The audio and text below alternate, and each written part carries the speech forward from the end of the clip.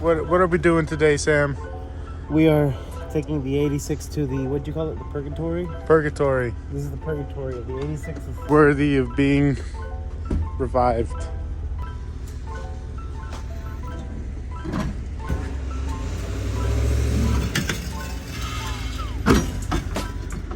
Yep. It's coming back out of hibernation. It's ready to be worked on.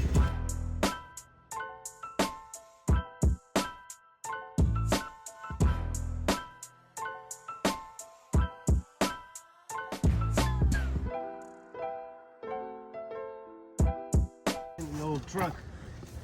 All right. They either, if they know, they know. If they don't know, well, then they don't know. These are the old red line tail lights. Obviously, you got R for right, or is it R for red? Load the 86s, as you can see. Well, technically, we have 3 86s if we're being. One right there, another one right there, and then another one over there. The one that's closest to running. It's funny, nothing in this shop is running right now except for that. Except for that. This one is just cared for and babied. Oh, do you have a perfectly good hatch that opens? That's perfectly. It's just a flesh wound. Yeah, it'll scrub away.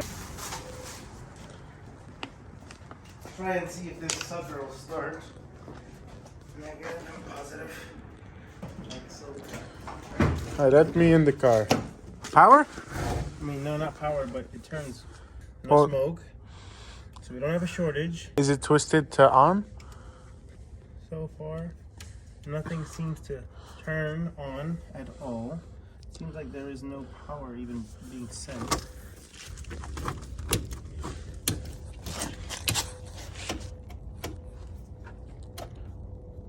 Try blinkers. Nothing works. So, rewind. We're trying to figure out what's going on with the car. Why the electronics won't work, because inside the dash it was a mess. Currently, we are just hot wiring the starter to see if the motor will turn over. And this is what's going on. Before you continue, Sam, we managed to get his lights working.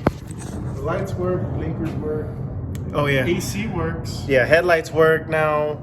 AC works. Turn signals work. So we're Works kinda. radio. I gotta wire it together, but the radio does turn on, so I guess that's a good thing. Yeah.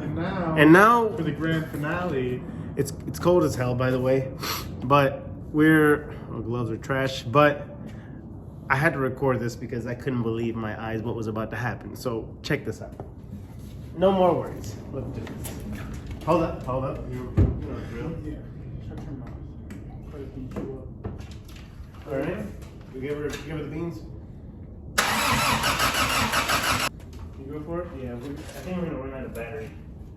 Yeah. I don't think we're getting any spark. All right. So you want me to turn off if it ever starts on again? To see what happens. Yeah. All right.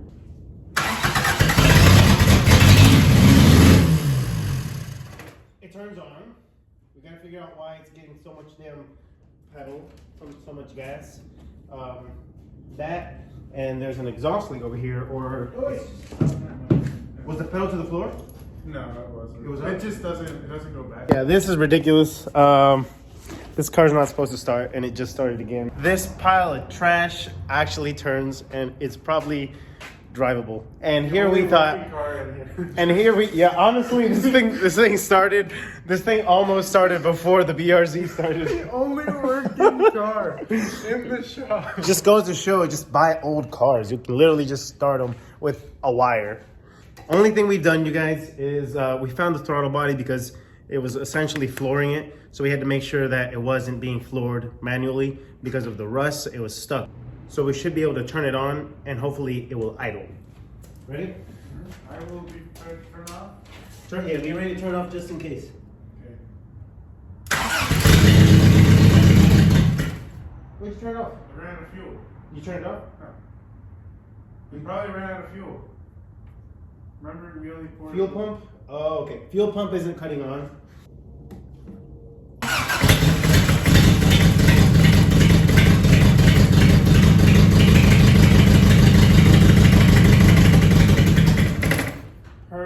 kidding. Connect it, after it turns on, yank. Yeah. So we're going to attempt to turn this, to drive the car. Now that we have gotten to this extent, we're gonna try and drive the car. Keep in mind, there's no wheels on this. This is on rims. Wait, should we be caring about the OEM wheels? Nah. They're all messed up. I don't care about those wheels.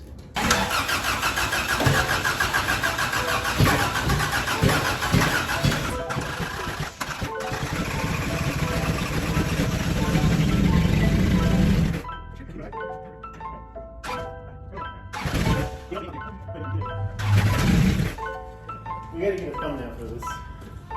You ready? It works? Tomorrow. What is up, you guys? It is a beautiful day in South Carolina. Sun's out, guns are out, you know how it is. And it's time to wrench on some cars. We've got the 286s back here chilling. We're actually waiting on the BRZ because the BRZ needs some AN fittings, and unfortunately way out here in the country there is nothing, so we're waiting for those to come in the mail. The first car I got was the white one, and then after finding that one I was looking for parts for it, and then this thing just happened to turn up for sale. This gray car here, this is they're both actually a 4AC car, and so they have the small 4-cylinder that only makes about 80 horsepower or something like that. And so unfortunately, or fortunately, I guess, this one, the white one, which I thought wasn't gonna run, it actually turned over the other day. First thing we're gonna do is, because we turned it back into a storage room, because these are all parts for the 86 that we are probably gonna keep, clean this thing up. We will be tackling the rust today. Guys, first thing we're gonna focus on is take out the sound deadening on here. This sound deadening has been on here for like AE86 to 2021, almost 2. You do the math. We're going to start trucking away here, take off all the sound deadening before we even touch the rust, so that we know how much rust we have, and 2, get to the rust if we have that much time.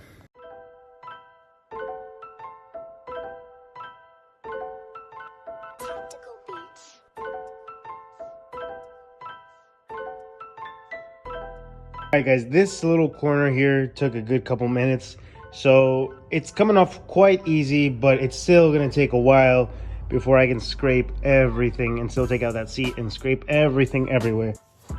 Okay, so check out how satisfying this is. Let's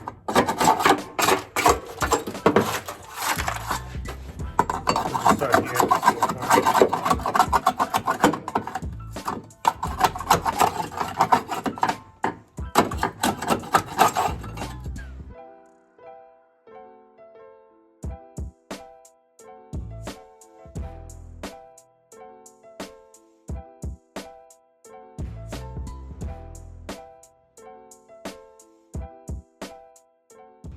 All right, guys, we have all the sound deadening taken apart. A lot of this is actually really good metal, so I'm happy about that. There is a few spots like down there that's pretty rusted, right there as well. And back here, there's a couple. Every little spot has its own little patch of rust. We knew that coming into the build, so that's all right.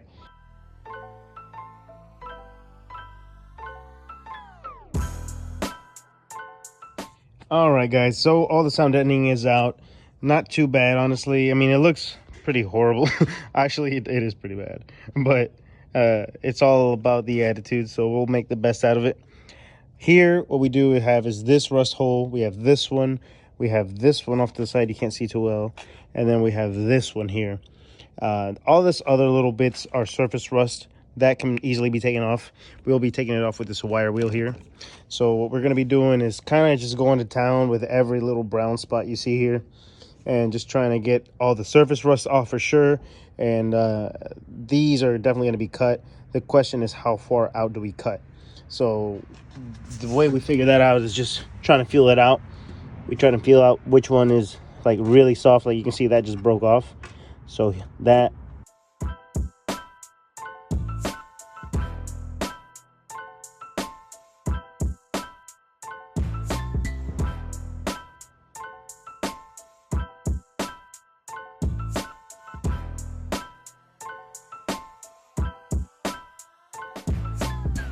All right, guys, so we finished sanding the little pillar that was in between the two seats, the one with a little bit of a surface rust, and well, at least one side. And so my OCD kills me. So the only thing I did was the bare metal that I did sand down, I coated it with a little bit of white paint.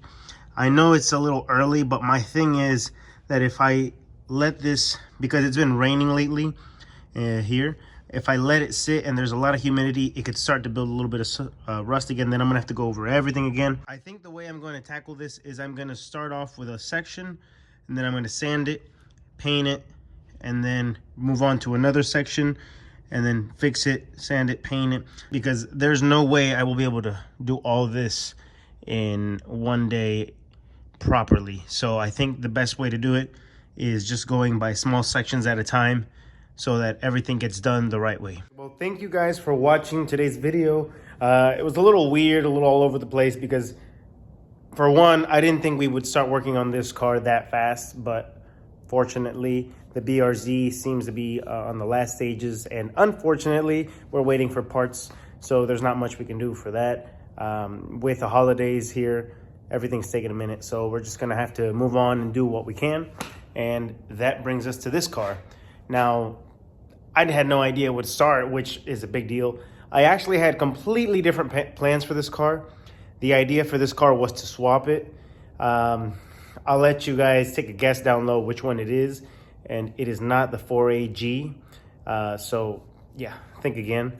I know a lot of people would prefer me to swap it with a 4AG, but unfortunately, they're like really hard to find. And even if you can find it, for the power it gives you and for the price, you could get a better motor. This thing started up, which means that I probably won't be swapping it anytime soon.